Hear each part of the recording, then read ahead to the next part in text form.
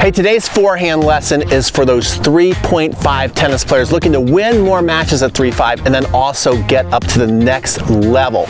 And so I really want you to watch this video carefully and then think about what type of forehand do you have.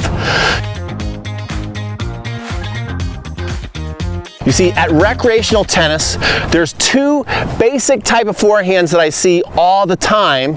You have a push forehand and then you have a swing forehand. I'll explain what that is in a second. But the major problem that most people have who love to watch YouTube videos is everybody is trying to emulate the best players in the world all the time, and they're trying to, whether they play singles or doubles, they're looking up, how to hit that forehand like Roger Federer, and that's great. But some of you guys are looking up that video and you have a push forehand. So let's get into this video so I can show you what I'm talking about. Okay, so let's talk about the push forehand versus swing forehand. Now, most of you watch this video are going to assume that the swing forehand is a more superior way of hitting shots and that you'll win more matches if you can swing, which is basically a swing forehand, is a more professional style stroke to where you're swinging your racket through the ball, okay? And you're going to assume, especially you're going to think that I'm going to think, that if you have a push forehand, that is an inferior way to hit the ball. And that's actually what I'm going to teach you in this video. Explain why you need to do both if you especially want to win tennis matches. Okay, so a swing forehand, just to be clear, it's where you are more rotational here in your hips and you're letting the arms go and you're swinging like you're creating that momentum from your hip, and then you're literally swinging or throwing your racket forward at the ball. And it goes forward and around, especially if you're looking to hit the ball more modern, more like your favorite players on TV, whether you're watching Alcaraz play or Nadal or favorite Roger Federer. This is how you want to hit the ball, and this is what most people out there are trying to do. And in order to do that, you really need to let the racket go. And to do it at a high level, you need to add topspin. You kind of need to have topspin. You can do it swinging flat, but it gets really, really hard to do. You certainly can't swing at it having slice. So to have a swing forehand, ideally you want to be in a strong Eastern or semi-Western grip. And we do want those strings facing towards the ground. That's what you're going to see the pros do. We're going to see that when they get their racket, especially when it gets back here, their strings are facing towards the ground. And then when they come on up, they're hitting and then rolling through the ball. That's going to enable you to be pretty consistent having a swing forehand. Now, the problem is that a lot of recreational players, you're trying to do that, but you don't have all the technique baked in yet. And when you get a little bit nervous, you do something called a tweak, okay? You do something called the tweak, to where you're trying to do everything step by step, and then right as you get to contact, you're trying to make the shot. You're trying to take care of that ball, and that ball's not going to care about you when you try and do that. It's going to let you down. It's going to betray you, and the ball's going to fly because you're going to tweak, and then you're going to have this nice follow through, and you're not going to see much rotation in the ball. You're going to be like, why do I keep missing that shot?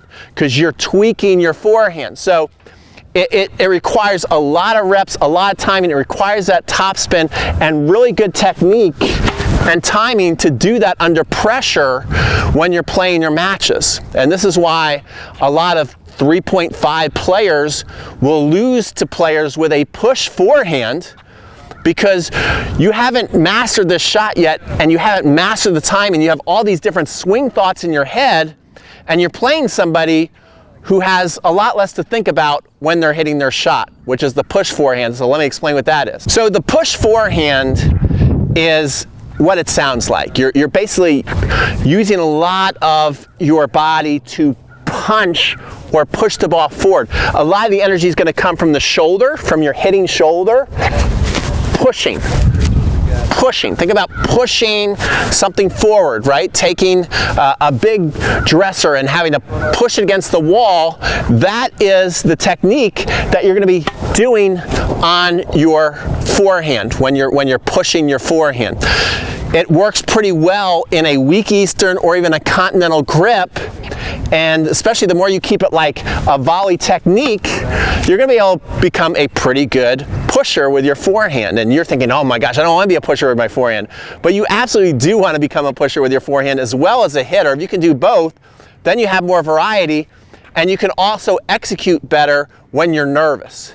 See, for most recreational players, even though they don't want to admit it, their stroke starts to betray them. If you're somebody who has a swing forehand, that's going to betray you a lot easier in matches when you start to lose a lot of confidence, because yes, even though it might look better than your opponents, it's harder to execute and you haven't mastered that. And if you have any nervous feeling and you still have to swing at the ball, right, that's a lot harder to hit in under pressure, to where if the racket isn't moving that much and you're playing a match and you're just basically having to bump the ball comes to you, you basically bump it back, that's going to be a lot easier to execute under pressure.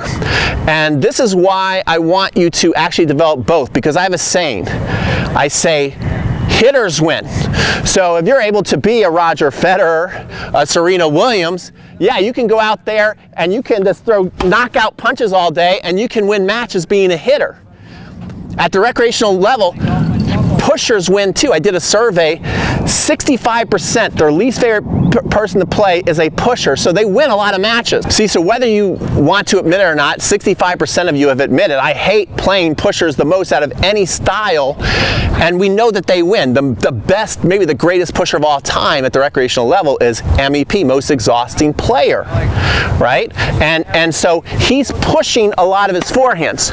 And what happens, especially because it's on camera, a lot of his opponents get nervous, they're hitting, but they haven't mastered their hit, and under pressure, he's able to just basically push and punch the ball around, and he's going to win. So we have hitters win, pushers win, tweeners lose. And so that's why I wanted to talk about the swing versus the push forehand, and for you to recognize what you do. Are you a swinger?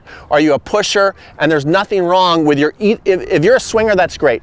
If you push, that's great too. I just want you to really identify and go, yeah, I kind of push and punch most of my forehands. Yeah, I try and swing at most of my forehands, and realize, well, what's holding you back, especially if you're a swinger, what's holding you back from being more consistent and winning these 3.5 matches is probably because you become a tweener. You become a tweener because that's who loses. You become a tweener in your matches, right? So you're trying to swing, you're not trying to push, but you're trying to swing, but you're in between. And then that's when the ball starts to do crappy stuff like that. It starts to fly on you. It like dumps into the net, right? Because you're tweening your shot. You're not quite swinging. You're not quite pushing, you're tweening. And so if you want to win the most amount of matches, I want you to get good at swinging and pushing. Right? Because why do I also, if you push your forehand, why do I want you to get good at swinging? Because if all you do, MEP is kind of an outlier. He's able to handle a lot of pace up to a very high level, so he's able to beat 4-0 and even 4-5 players. But most people, and once you get to that 4-0 level, just the sheer pace and everything, and the technique of your opponents, and if all you can do is just push the ball, eventually you're going to get worn down. You're going to miss shots. They're going to hit winners against you. So if all you can do is push your forehand right now, and you can compete at 3-5, but you're not winning as many matches as you want, and you feel like there's just no way you can go out there and play with a 4-0 or 4-5 player because they're just going to overwhelm you with power, you want to learn how to start having a swing forehand like that. Now on the flip side, if you just swing at your shot, see, a lot of people just look at a push forehand and not give it any credit and think, well, I can do that, no problem. I just refuse to do that. But then when I have you in a clinic here and I ask you to hit a chip approach shot, you can't do it, which is very valuable, especially if you play doubles. If I ask you to do a nice defensive lob over the net person, whether you're playing singles or doubles, you can't do it. Right? If I ask you to hit a nice little delicate drop shot like that, you can't do it, right? Because all you're working on all day is you're trying to hit every single forehand like you're the greatest pro on tour, like you're Carlos Alcaraz. But guess what? Carlos Alcaraz is really showing us the importance of having a good push or punch technique, because what he does all the time is he'll hit big forehands, and then a lot of times he'll end the point with a nice little push or punch drop shot. So it's very important that you're able to do both. So I have a drill for you that I want you to practice, so when you're playing a match you can start to have more variety in your matches. Hey, if you're still watching this video, B2 remind me that we didn't invite you yet to our 7-day forehand challenge, which is coming up at the end of the month. It's gonna be a lot of fun. It's absolutely free. Go to 7dayforehandchallenge.com. B2 also, if you don't like the video, he starts to cry. Like, he'll cry all the way home if you don't give this video a like. And also subscribe, because that's how you get better at tennis, because I teach you how to serve, how to hit awesome forehands, how to hit nice, good, solid push forehands as well. Don't forget about those. And let's get to the end of this video, because I want to give you this drill. All right, B2, do you want to go chase the ball? Let's see if he wants to go chase the ball. B2, you want to go chase the ball? Ready? B2, where he goes? I think he's going right back into his basket. He's going, look at that.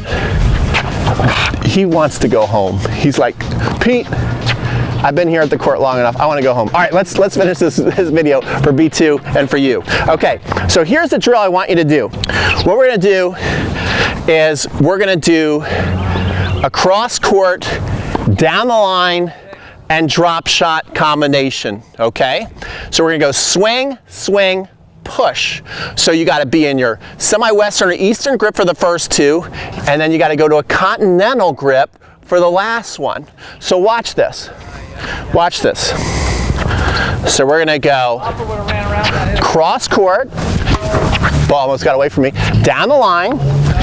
Oh, let's try it again. I missed it long. I tweaked. Down the line, perfect. And now, boom, little drop shot. You see that? And you see right there, that's why it's hard to be a swinger, right? Because I hit the first one beautifully, then I missed the open court. I would lose the point right there because I did a little tweak. I opened up this slightly. I felt it as I hit it, right? So again, that's why it's important to have that push. Okay, the next one we're gonna do is we're gonna go punch or push, punch cross court, punch down the line, and then what we're gonna do is we're gonna get a short ball and we're gonna hit the ball cross court again. Right, watch this. So we have that ability to keep changing gears, right? So we're gonna go punch cross court, good. Punch down the line, right? See how effective that is? Now they're struggling to get to my punch balls. Now I got a short ball and I'm gonna put the ball away cross court. Right? So this is awesome drills you can be doing by yourself with a basket. Get up. Okay? Hey. Now, the next one we're going to do is we're going to do our ultimate rally ball cross court with a high, heavy spin. Then we're going to be looking to hit a short chip ball cross court, and then we're going to rip it down the line. Okay? This will be our last combination. Right? So what we're going to do is we're going to hit high and heavy. So now I'm going to swing this, I'm going to get very low, and I'm going to lift up and then come down here and hit a high heavy ball. Right? So that's the first one I want you to do. So we're going to lift up and hit it. Good ball right in the corner. Now I'm going to hit this one short and bring them forward. You see how effective that is? You see how it's good to be able to do this? Imagine you just hit that. You got them way back, then you brought them forward, okay? And you can either hit that one, you can practice hitting that one short on the down the line, or even if you're playing doubles, let's say you're playing doubles, you can hit that one deep and high just like we just did, and you can move on in and practice hitting a nice little short, low one to draw them to the net. So now your third one is you're gonna move up and you're going to rip it up the line. So you're gonna come up here and you're gonna rip it up the line, okay?